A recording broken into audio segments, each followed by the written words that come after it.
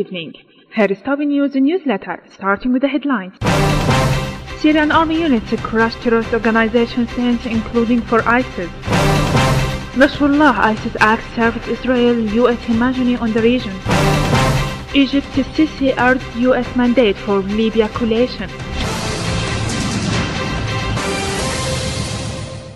Units of the army and armed forces crushed a number of terrorist organizations' dens and hideouts, including for the Islamic State of Iraq and Syria, killing more of them.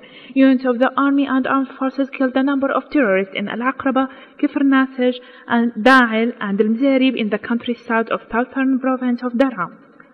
Units of the army and armed forces killed a number of ISIL terrorists in Jazal in the eastern countryside.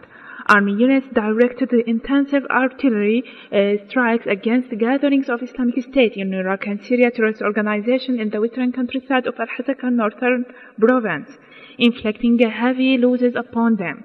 Many ISIS terrorists were killed or injured when an army unit targeted their gatherings in Mafraq al-Sadiq, west of the Al-Hasaka city.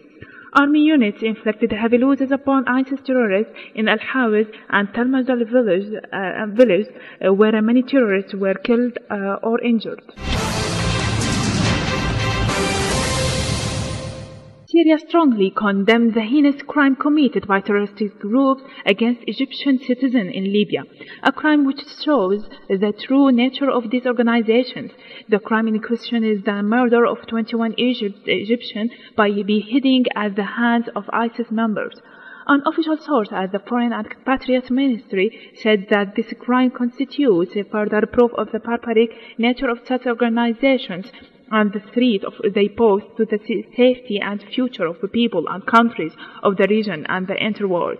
This threat requires that all countries committed to combating terrorism, in particular Syria and Egypt, band together to confront terrorism, extremism, and the Takfiri mentality and implement Security Council resolutions on stopping the financial and logistic support for terrorism. Damascus has been left without power after a gas line south of the city was blown up by terrorist groups, Syrian Ministry of Electricity confirmed. Authorities are doing their best to restore the power supply to the city. The sabotage occurred on the pipeline feeding the Tishreen Timral power plant, the police source told them. Lebanese Hezbollah Secretary General Said Hassan Nasrallah called for coordination between the Syrian and Lebanese armies against terrorism. In a speech on the occasion of the martyred leaders held in Beirut, Said Nasrallah said the act of the Islamic State in Iraq and Syria terrorist organization served the U.S. and Israeli plots in the region. We shouldn't deceive ourselves by differentiate between ISIS and Jabhat al-Nusra, as they are both of them has the same essence, roots, and mentality.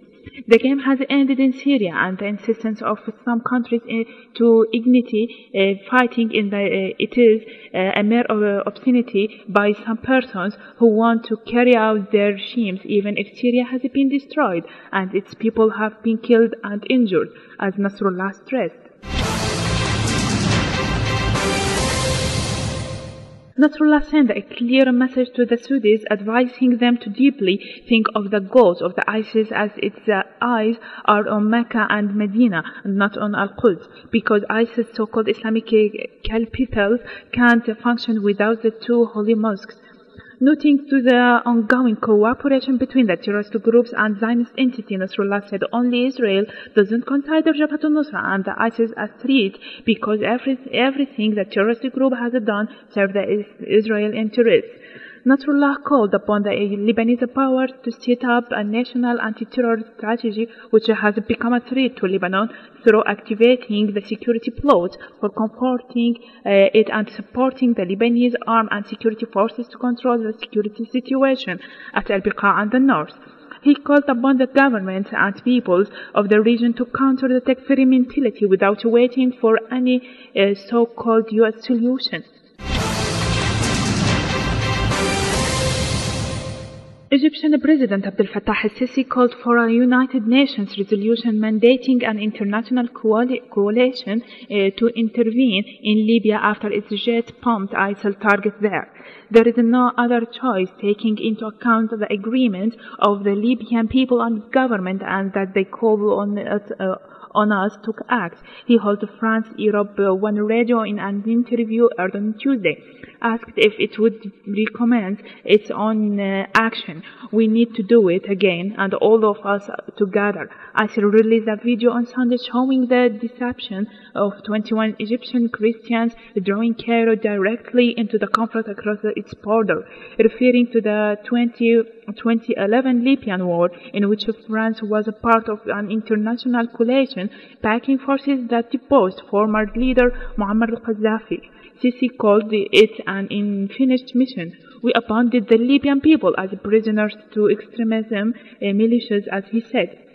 Sisi called on militias to hand in their arms, but urged weapons to be supplied to the Libya's internationally recognized government based in the eastern city of Tobruk after rivals seized the power on Trablus. Leader of the Islamic Revolution Ayatollah Sayyid Ali Khamenei said Islam has ordered Muslims to treat the followers of other religions with fairness and justice. What is seen in the world today is that powers and governments which claim to advocate fairness and justice do not observe any fairness or justice except within the border of their narrow, limited and cruel policies, Ayatollah Khamenei said. The leader pointed to the Barakdown campaign against Muslims in Europe and the US and said what is at issue isn't the question whether Muslims don't have the necessary freedom in most of these countries, but at issue is the question why the Muslims don't have any sense of physical safety. In the Turkish view, Turkish experts will be checking on February 17-19 whether Russian armed forces conduct any military activities in the southern Rostov region and Krasnodar territory. The area for the inspection is 14,000 square kilometers, according to the Russian Defense Ministry. This is the second inspection in the region in 2015, conducted in the line with the Vienna Agreement signed in 2011.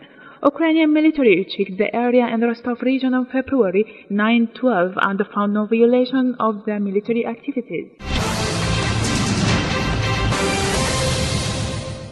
That's all for today. Thanks for joining us. I'm Inas Ahmad. Good night.